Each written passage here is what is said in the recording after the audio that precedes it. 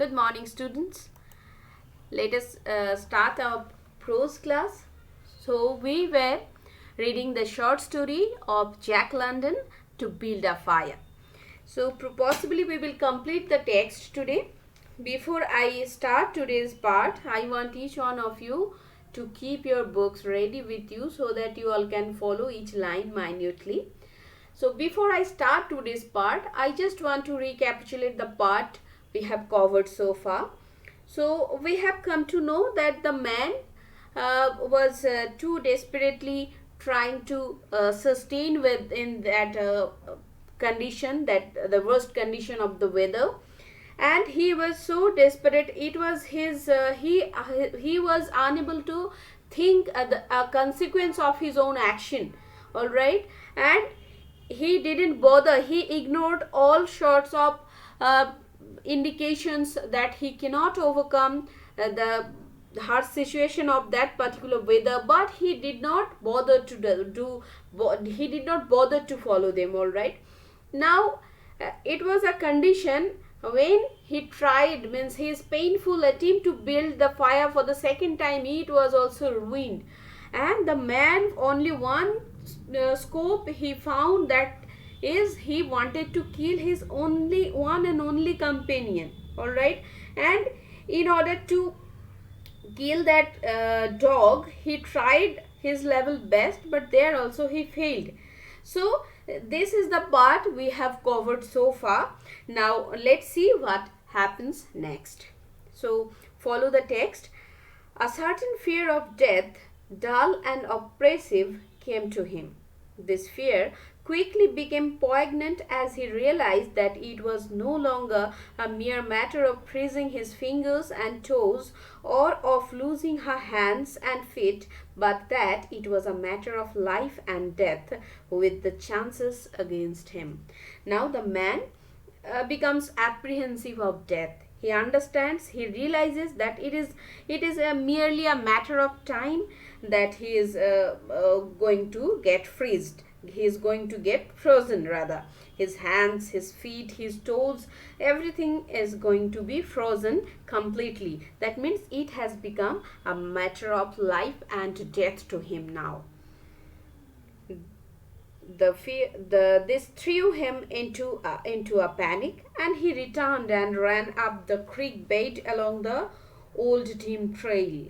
The dog joined in behind and kept up with him. Now the man was desperately trying to reach to that trail, and the dog followed him. All right, the dog joined in behind and kept up with him. He ran blindly, without intention, in fear such as he had never known in his life. So he was much afraid and he was frightened, but he kept on running. Okay, means he is blinded by a surmounting fear, and he continues to run without thinking much. All right, slowly, as he plucked and floundered through the snow, he began to see things again. The banks of creek, the old-timer jams, the leafless aspens, and the sky. The running made him feel better. As soon as he started running, he felt a bit, means there was a certain amount of his body was a bit hit, and he could feel better. He did not shiver. Maybe if he ran on, his feet would thaw out, and anyway, if he ran far enough, he would reach camp and the boys. And in this condition, he was even thinking that he would definitely reach the camp and he will meet his companions. All right. Without Without doubt, he would lose some fingers and toes and some of his face, but the boys would take care of him and save the rest of him when he got there. In the meantime, he thinks that yes, he might be somehow affected if he keeps on running in this manner, but somehow his life will be saved. And at the same time, there was another thought in his mind that said he would never get to the camp and the boys, that it was too many miles away, that the freezing had too great a start on him. and that he would soon be stiff and dead. Apart means along with the thought that his life will be saved, there, as he was frightened, as he was afraid, so there was a thought, second thought, that he might not be living anymore. All right. This thought he kept in the background and refused to consider. And then the second thought he did not pay much heed. Rather, he continued to run. Sometimes it pushed itself forward and demanded to be heard, but he thrust it back and strove to think of other things.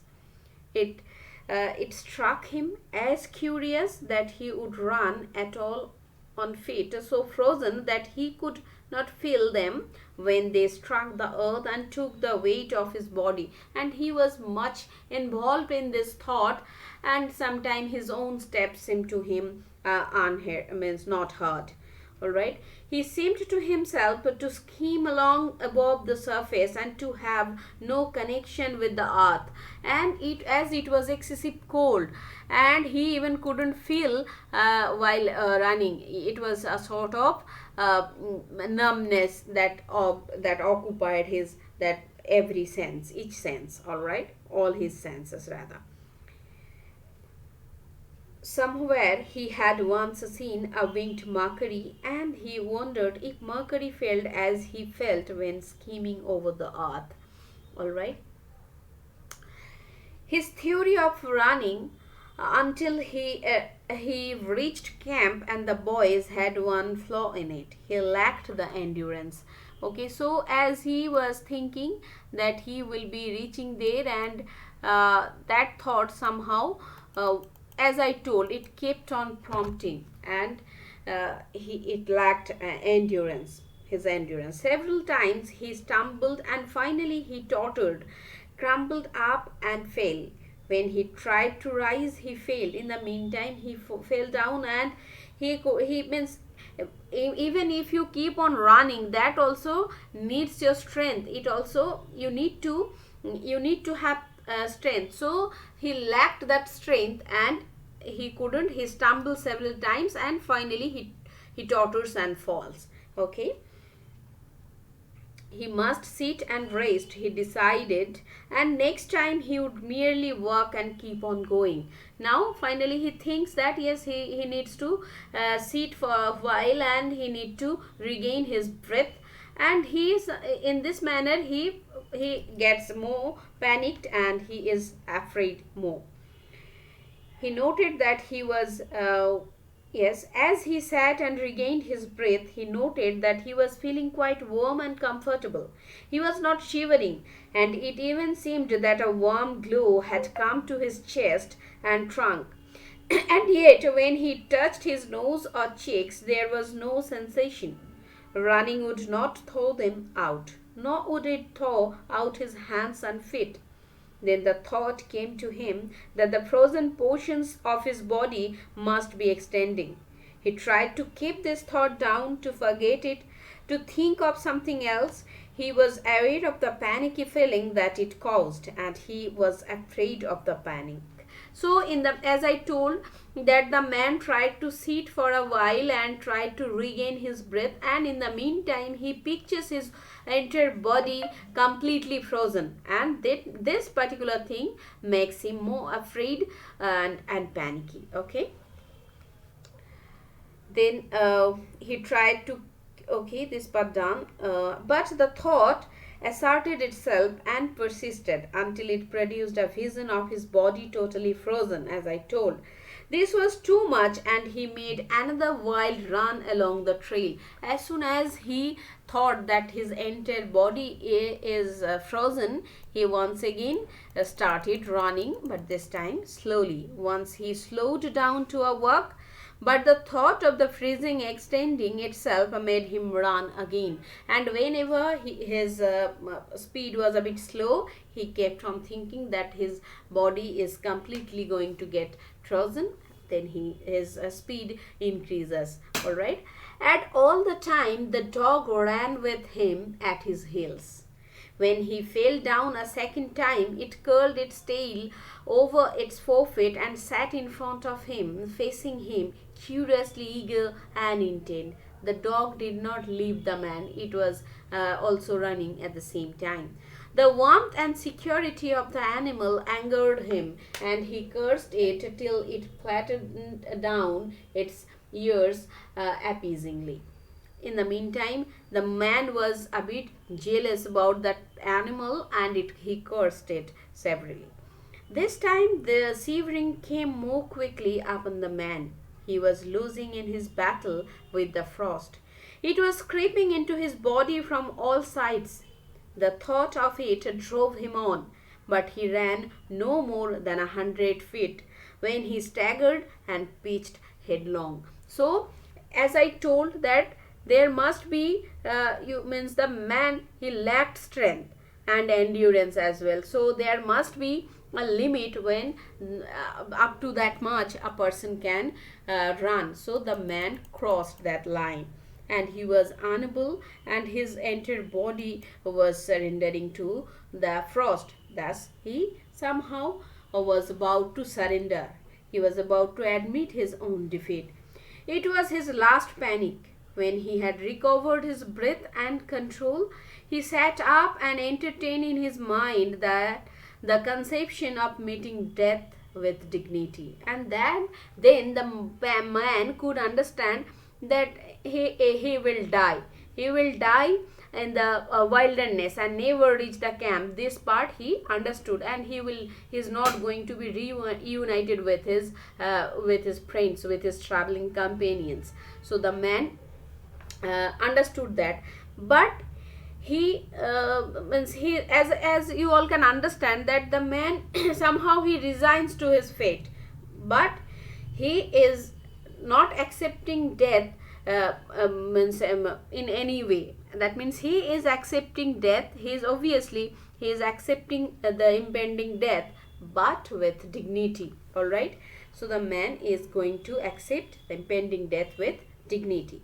However, the conception did not come to him in such terms. His idea of it was that he had been making a fool of himself, running around like a chicken with its head cut off. Such was the simile that occurred to him. In between, in such condition, he was comparing himself. Means to run in such a condition, it was like a chick that is running without its head cut off. So he understands that there is no point. It's absolutely it will not have its fruit, so it will be absolutely meaningless.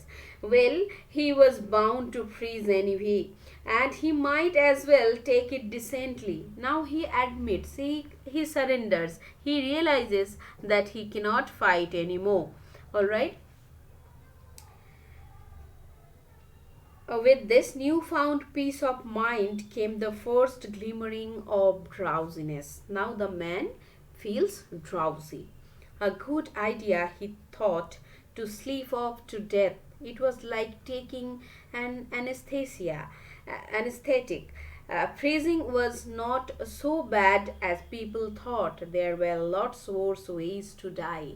Now the man, the most ironic lines, the man surrenders to his fate, and he surrenders to death, and he thinks that it's means he thinks that there is no point of running in this way. Rather, he accepts the impending death as it comes, and he comforts himself that there are many worse ways to die, and he accepts his death with dignity.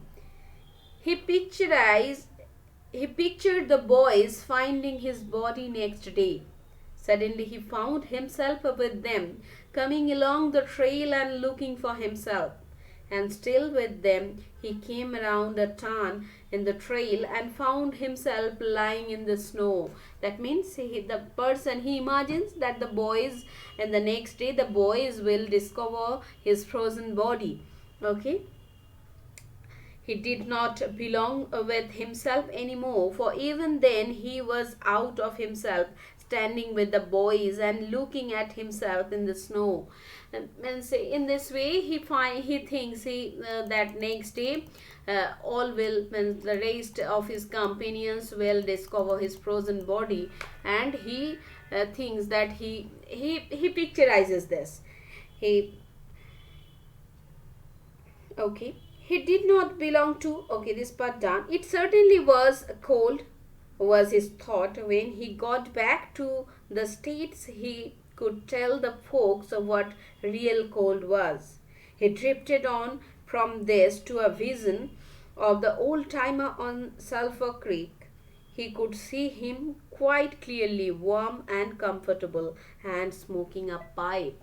In the meantime, he remembers that old man at Sulphur Creek, and he even picturizes, even he can imagine how the man would look, or what the man would be doing. You were right, old horse, you were right, the man mumbled to the old timer of Sulphur Creek. And at the end, he somehow admits that yes, that man was right. Then the man dozed off into what seemed to him the most comfortable and satisfying sleep he had ever known. The dog sat facing him and waiting. The brief day drew to a close in a long.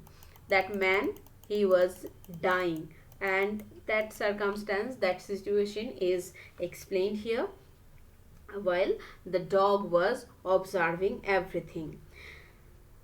The day which seemed to be a long day, all of a sudden it became a brief day as soon as the man surrenders to his fate. There were no signs of a fire to be made, and besides, never in the dog's experience had it known a man to sit like that in the snow and make no fire. The dog was a bit astonished because he had never seen a person sitting in this way on in the snow without fire. As the twilight drew on, its eager yearning for the fire mastered it, and with a great lifting and shifting of forefeet, it went softly, then flattened its ears down in anticipation of being cheated by the man. But the man remained silent. In the meantime, the dog means that animal, it bristles and backs up. It howls while the stars shine in the sky. But the man remains like that. The man remains silent. Later the dog went loudly, and still later it crept close to the man and caught the scent of death. And the dog could understand that the man is about to die. This made the animal bristle and back away. A little longer it delayed, as I told you all, howling under the stars that leaped and danced and shone brightly in the cold sky. Then it turned and trotted up the trail in the direction of the camp it knew, where were the other food providers and fire providers.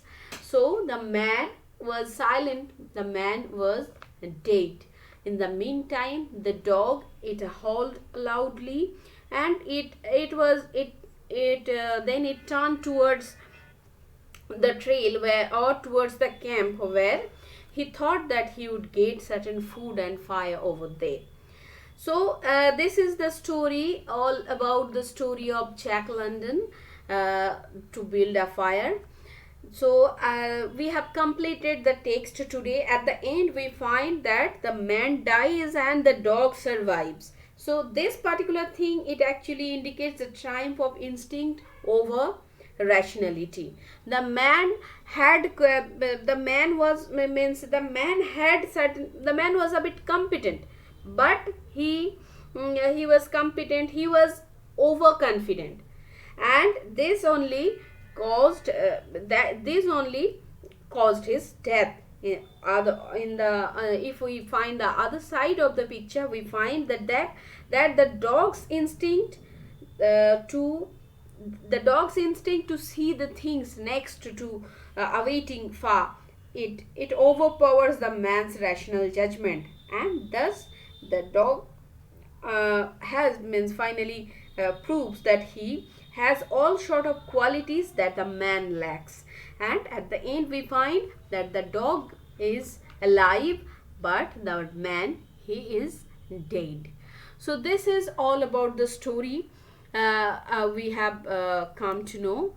Now I want each one of you to go through the text minutely, and if you have anything to ask, we will definitely be discussing them in the live class. This much for today. Thank you so much. Have a nice day.